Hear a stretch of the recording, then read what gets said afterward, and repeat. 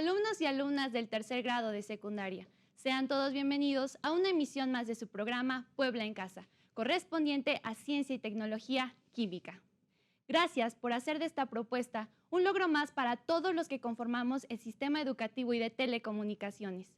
Todos nosotros estamos firmemente comprometidos contigo para que puedas seguir aprendiendo a pesar de la distancia.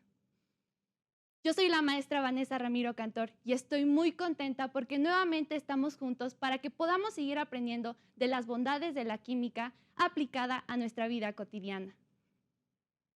Pon mucha atención, porque en esta sesión vamos a combinar la química con un poco de matemáticas. Pero no te asustes, porque juntos vamos a resolver las situaciones problemáticas que vamos a plantear. Así que corre por tus apuntes de la sesión anterior, porque vamos a retomar el tema de las propiedades físicas de los materiales. ¿Recuerdas cuáles son? ¡Claro! Hablamos de la masa, que es la que nos indica cuál es la cantidad de materia que contiene un objeto. El volumen, que es la que nos dice cuál es el espacio que ocupa un cuerpo. Y la longitud, que es la que utilizamos para poder medir las dimensiones como profundidad y altitud de un lugar. Es importante mencionar que estas propiedades son llamadas extensivas, pero también existen otras más, llamadas intensivas, como el punto de fusión, que cambia el estado de agregación de los objetos gracias a que aumenta la energía cinética de sus partículas, cambiándolo de un estado sólido a un estado líquido. El punto de ebullición es una propiedad o un fenómeno muy similar, sin embargo, el estado de agregación cambia de un líquido a un gas. Finalmente, también hablamos, recuerda, de la densidad, que es la que nos dice cuál es la cantidad de materia contenida por cada centímetro cúbico. La importancia de comprender y estudiar este tipo de propiedades es que gracias a ellas podemos diferenciar dos sustancias o materiales que a simple vista pueden ser iguales. Espero que hayas podido recordar la mayor parte de este tema. No es muy difícil, sin embargo, debes estudiarlo. ¿Sabes por qué? Porque debes tener bien claros todos estos conceptos. Es más, te voy a dar un tip.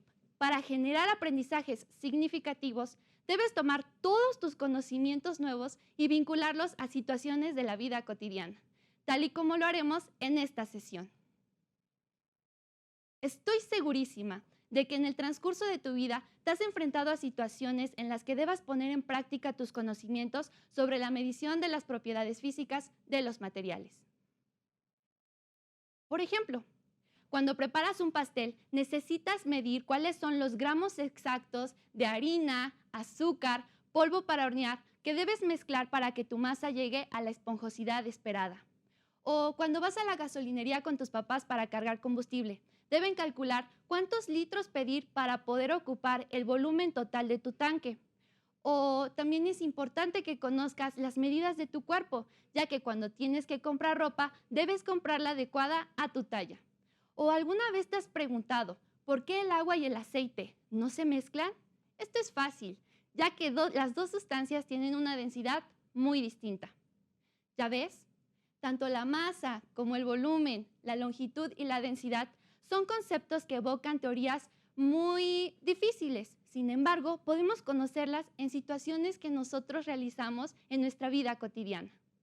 También es importante que conozcas cómo es que se miden todas estas propiedades. Para empezar,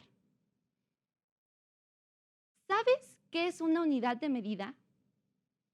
Como recordarás, la medición tiene que ver con la comparación de las características físicas de un objeto o un fenómeno con una unidad de medida. En la antigüedad, los seres humanos utilizaban distintos objetos o partes de su cuerpo, como los pies, los antebrazos o los dedos, como unidades de comparación.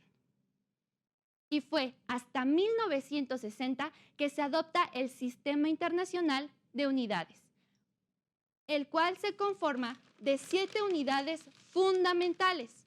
Y me refiero a los metros para la longitud, los kilogramos para la masa, los segundos para el tiempo, los amperes para medir la intensidad de la corriente eléctrica, los grados Kelvin para medir la temperatura, los mol para medir la cantidad de sustancia y la candela, que mide la intensidad lumínica. Pero esperen, ¿y dónde quedó el volumen? No se preocupen, el volumen es una unidad derivada de las fundamentales, tales como los metros cuadrados para la superficie, los metros cúbicos para el volumen, los metros sobre segundo cuadrado para la aceleración, los metros por segundo para medir la velocidad y por último, los kilogramos por metro cúbico para medir la densidad. Esta explicación que yo te estoy dando es un preámbulo para que tú puedas conocer con mayor profundidad los métodos que se utilizan para medir todas estas propiedades físicas de los materiales. Manos a la obra. Aquí tenemos dos cajas con dimensiones idénticas. Sin embargo, una está llena de plumas y la otra está llena de piedras. Surge en mí la duda. ¿Ambas cajas tienen el mismo volumen y la misma masa?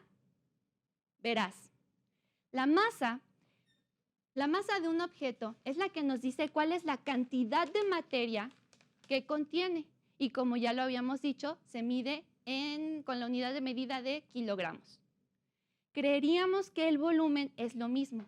Sin embargo, esta unidad nos dice cuál es el espacio que ocupa un cuerpo y la podemos calcular a partir de la multiplicación de 3 dimensiones: alto, ancho y largo. Por lo tanto, su unidad de medida son los metros cúbicos. 3 como superíndice debido a la multiplicación de estas 3 dimensiones. Una vez visto esto, te voy a responder la pregunta que nos hicimos. Ambas cajas tienen el mismo volumen, ya que ocupan el mismo espacio y tienen la misma capacidad. Sin embargo, su masa es diferente, porque las piedras son muchísimo más pesadas que las plumas. Debes recordar que la masa y el volumen son dos propiedades de tipo extensivas, ya que su cantidad o su valor depende de la cantidad de materia que se está analizando. En cambio, como tú ya sabes, existen otro tipo de propiedades cuyo valor no depende de si aumentas o disminuyes la cantidad de materia. Estas propiedades se llaman intensivas y la densidad es una de ellas. La densidad es la unidad que nos dice cuál es la cantidad de materia de un objeto contenida por cada centímetro cúbico. La podemos calcular con la siguiente expresión. La densidad se apoya de la letra griega rho y su expresión es masa sobre volumen, por lo que su unidad de medida son los kilogramos sobre metros cúbicos. Para que puedas entender cómo se aplica esta expresión al resolver un problema, vamos a plantear uno a continuación. Un minero encontró un pedazo pequeño de piedra y su color era dorado. Así que él se preguntó si se trataba de oro o pirita, una aleación de hierro con azufre que es conocido como el oro de los tontos, ya que sus características físicas son muy similares a la del oro. Así que ayudemos a nuestro amigo el minero para saber si está a punto de hacer un hallazgo millonario al haber encontrado una mina de oro. Vamos a ocupar nuestra expresión de la densidad. Pero para calcular la densidad de esta piedrita, necesitamos saber que su masa es de 16.5 gramos. El volumen de la piedra se calcula a través de una probeta. Su volumen es de 3.3 centímetros cúbicos. Así que es momento de tomar esos datos y sustituirlos en la ecuación. Densidad de la piedra es igual a masa entre volumen. Esto es igual a 16.5 gramos entre 3.3 centímetros cúbicos. Hacemos la división de las unidades numéricas y tenemos el resultado. La densidad de la piedra es de 5 gramos sobre centímetros cúbicos. ¿Pero qué creen? Desafortunadamente, el minero no encontró oro, pues esta es la densidad de la pirita. El oro tiene una densidad de 19.32 gramos sobre centímetros cúbicos. Pero a pesar de esta mala noticia, tú ya aprendiste cómo a partir del cálculo de la densidad podemos identificar dos materiales que son idénticos a simple vista. Fue interesante, ¿cierto? Ahora, para que te quede un poco más claro el concepto de densidad, vamos a hacer un pequeño experimento casero. Para ello, vamos a necesitar 4 vasos con agua. Pon mucha atención para que lo puedas hacer en casa. Al primer vaso lo vamos a nombrar, le vamos a agregar hielo. Al segundo vaso le vamos a agregar oro o un pedazo de oro. Al siguiente vaso le vamos a agregar aceite y al cuarto vaso le vamos a agregar bicarbonato. Este experimento es con la intención de poder comprobar la medida de la densidad de los materiales que te acabo de decir. Iniciamos. Comenzamos con el hielo.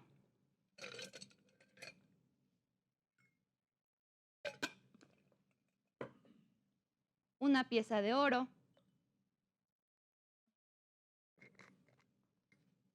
Bicarbonato de sodio.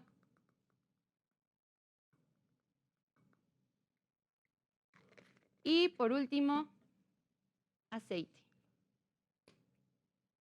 Puede ser el aceite que ocupa tu mamá para cocinar. Ok.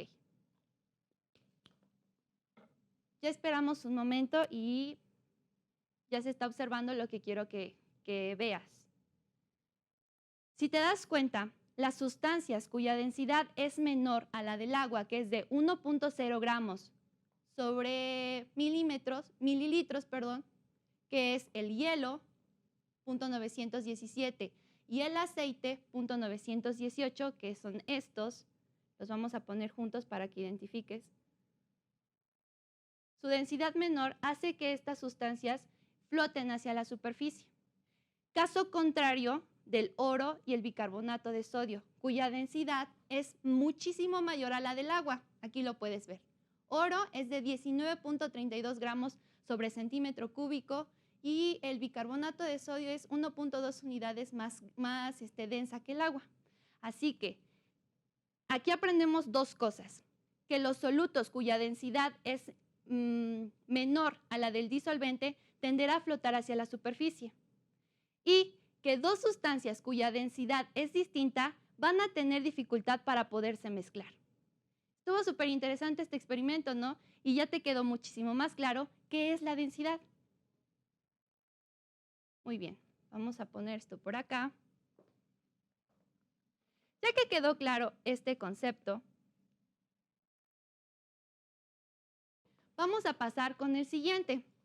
Me refiero a la viscosidad. Seguramente, mientras estás observando la televisión, estás disfrutando de una rica paleta de dulce o de una barra de chocolate. Aunque no lo creas, o por si no lo sabías, la viscosidad está altamente relacionada con la preparación de ambas golosinas. La viscosidad es la resistencia de un líquido para poder fluir. La miel, los lubricantes para auto, la cajeta, el shampoo y el gel antibacterial son sustancias altamente viscosas. Pero si nosotros aumentamos la temperatura de estas sustancias, podremos disminuir sus niveles de viscosidad. Otra propiedad física de los materiales es el estado de agregación, el cual está íntimamente relacionado con la temperatura. Por ejemplo, a temperatura ambiente, el agua es un líquido, el azúcar es un sólido y el oxígeno es un gas. Pero debemos tomar en cuenta que ciertas sustancias pueden transmutar en los 3 estados de agregación. Tal es el caso del agua, que puede estar en estado líquido, sólido y gaseoso. Existen dos propiedades físicas de la materia que nos permiten hacer estos cambios de estado de agregación. Me refiero al punto de fusión, que hace que cambiemos de un estado sólido a un estado líquido, como en el caso del derretimiento de los hielos, y el punto de ebullición, que nos permite cambiar de un estado líquido a un estado sólido, tal y como lo observamos al hervir agua en una tetera. Por último, hablaremos de la solubilidad, que es la capacidad de una sustancia para disolverse con otra. Haremos nuevamente otro experimento casero para que puedas observar esta propiedad física. Es importante que observes que estos experimentos los puedes realizar con objetos que tienes en casa. Vamos a utilizar dos vasos de agua. A uno lo llamaremos diluido y a otro lo llamaremos saturado. Es importante que consideres que existen sustancias que se pueden mezclar con el agua sin importar la cantidad que agregues. Sin embargo, la sal es una sustancia que necesita tener cierta cantidad especificada para que se pueda disolver en el agua. En el vaso diluido, que tiene aproximadamente 150 mililitros de agua, vamos a agregar 36 gramos de sal, que ya están medidos con esta cuchara. Y en el vaso saturado vamos a agregar 5 veces más la cantidad de sal, aproximadamente 180 gramos. 1, 2, 3, 4 y 5. Vamos a mover ambas mezclas.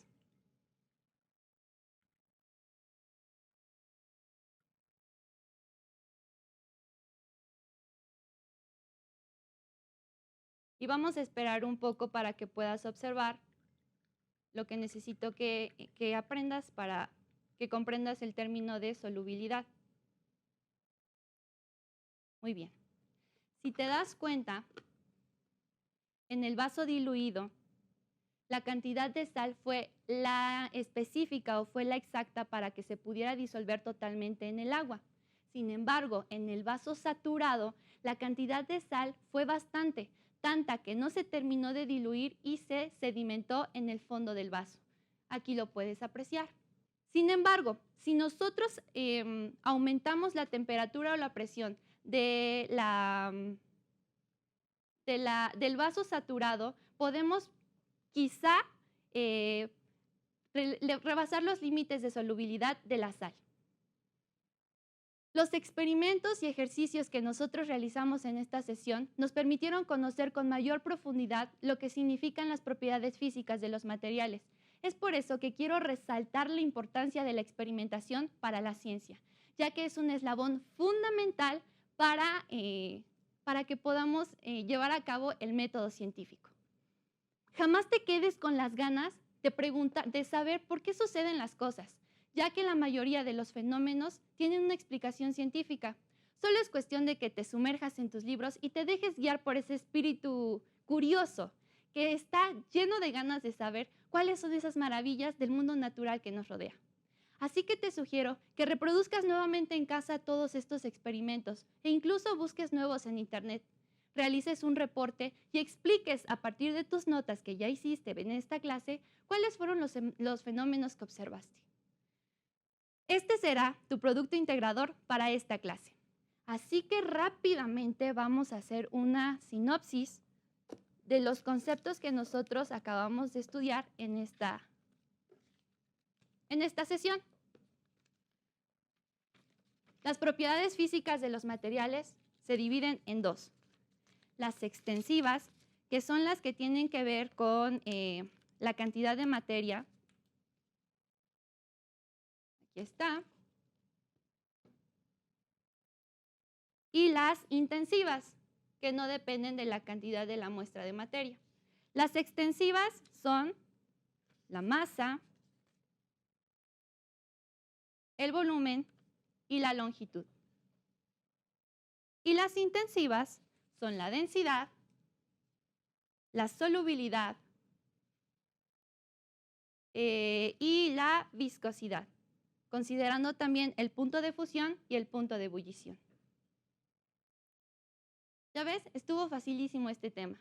Ha llegado la hora de despedirnos. Te felicito porque pusiste muchísimo empeño para comprender toda la teoría que abordamos en esta clase. Fue un placer haberte acompañado en la sesión de hoy. Y recuerda, no pierdas la maravillosa oportunidad de seguir estudiando. Y a pesar de la distancia, podemos seguir aprendiendo.